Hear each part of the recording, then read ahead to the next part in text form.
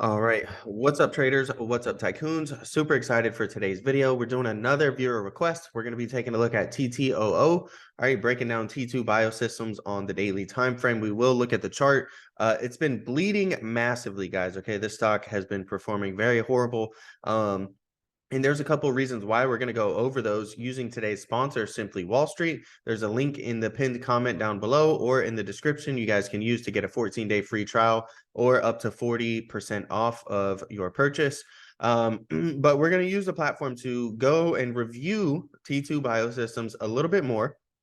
Okay. And there's some very important news. Okay. They announced a delayed 10Q filing, and they also received letters from the NASDAQ regarding its shares' failure to comply with the market value of listed securities required for continued listing on the NASDAQ capital market. I'm going to explain what that really means in case you're not familiar and don't really understand that. We'll dive into it a little bit more. And then we'll also go into some recent news. All right. They announced the FDA 510K submission for the T2 Biothreat panel. So maybe this could be a positive catalyst that ends up bringing the stock out of its slump. So we'll review all of that in today's video, as well as using Simply Wall Street to take a look at the price to sales ratio, the cash runway analysis, and as well as the price volatility, just a couple different factors about the stock. All right. As always, the content provided on this channel is for informational and educational purposes only and is not intended to be relied upon as legal, financial, or investment advice.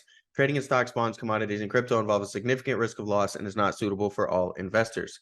Now, here we can see on the Simply Wall Street platform, T2 Biosystems does not get a great value, okay, or get a great score, right? Their revenue is forecast to grow 36.8%, 0.08% per year, and it's trading at a good value compared to its peers in industry. But the reason that it's trading at a good value right now is because it's fallen so significantly, right? In the past year, it's down 98%, right? And from a risk analysis perspective, the company has less than 1 year of cash runway. It's got a highly volatile share price. Shareholders have been substantially diluted, and it does not have a meaningful market cap. So some of the cautionary things, obviously we talked about the delayed 10Q filing. That was on May 15th. They announced they will be unable to file their next 10Q by the deadline required by the SEC.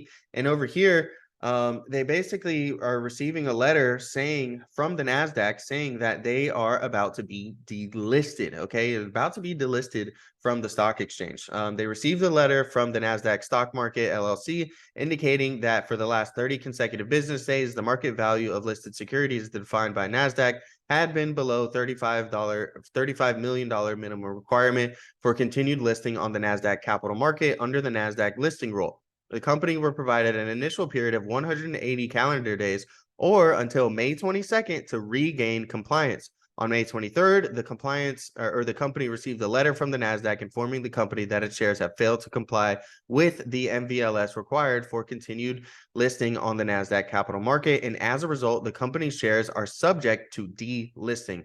Now, the company will file an appeal and hearing request with the NASDAQ, which will stay the delisting of the company's common stock from the NASDAQ capital market pending a NASDAQ listing qualifications hearings panel's decision.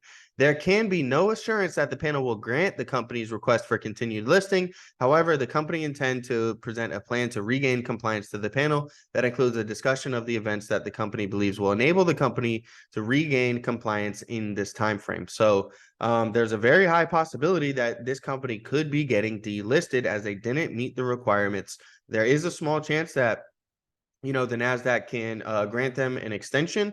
They've already done that before and, gave them a 180-day period in which they weren't able to regain compliance. So, that's got a large part in, to do with some of the recent bleeding that we've seen in this stock, right? Now, I announced that they do have, or I mentioned they do have some news here recently. Okay, T2 Biosystems announced that it submitted a 510K pre-market notification to the U.S. Food and Drug Administration for the company's T2 Biothreat panel. The FDA submission follows the recently completed U.S. clinical evaluation that demonstrated very high sensitivity and specificity and included 350 contrived positive samples and over 470 negative blood samples from both healthy and febrile subjects. The T2 Biothreat panel is a fully automated direct from blood test that designed to run on the FDA cleared T2DX instrument and simultaneously detect 6 biothreat pathogens identified as threats by the U.S. Centers for Disease Control and Prevention. Rapid detection of these pathogens is essential to getting infected patients on the appropriate antimicrobial therapy and improving clinical outcomes. In a public health emergency involving biothreat pathogens, rapid and accurate diagnostic testing is expected to play a central role in minimizing health and economic impact. If not treated promptly, infections with these pathogens can result in mortality rates of 40 to 90%, as described in Medical Aspects of Biological Warfare and by the Center for Food Security and Public Health. The T2 Biothreat Panel is able to detect the aforementioned biothreat pathogens within 4 hours and provide clinicians with the needed information to appropriately treat infected patients. This project has been funded in whole or in part with federal funds from the U.S. Department of Health and Human Services, Administration for Strategic Preparedness and Response, the Biomedical Advanced Research and Development Authority, under contract. And so we are going to see how this plays out. Okay, this could be a positive impact or a positive catalyst for the company, but you have to keep in mind the compliance with the NASDAQ, right, and them not meeting those compliance standards. Maybe they will be granted an extension and be able to get back in compliance with the NASDAQ. And all of this info is straight from Simply Wall Street, today's sponsor, right? You can go on the app or you can go on the website and type in any stock, any ticker, okay? Not just TTOO, but if you want to dive further into TTOO and get even more information, it's a great platform and resource. It's got news, fundamental analysis, different things like that. Okay, you can also use it to look up your favorite stocks right now, or maybe a stock that you're looking at investing in. And these are some of the other things that you'll see on there. As I mentioned, it's going to give you some fundamental analysis, but paired with that fundamental analysis, it also gives you some very nice visuals, right? So if you look at the price volatility, all right, it's very, very high. TTOO is above the industry standard and above average market volatility. It's more volatile than 90% of US stocks over the past 3 months, typically moving up or down 23% a week. Now, when you look at their price to sales ratio versus its fair ratio, the current price to sales ratio is at 0.1, all right, compared to the estimated price to sales ratio of 0.4. So it is a good value on that perspective.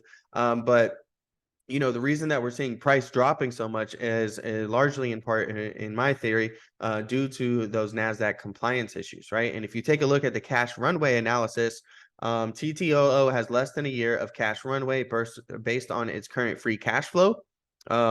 And it continues to grow at historical rates of 1.3% each year. So, definitely lots of warning signs.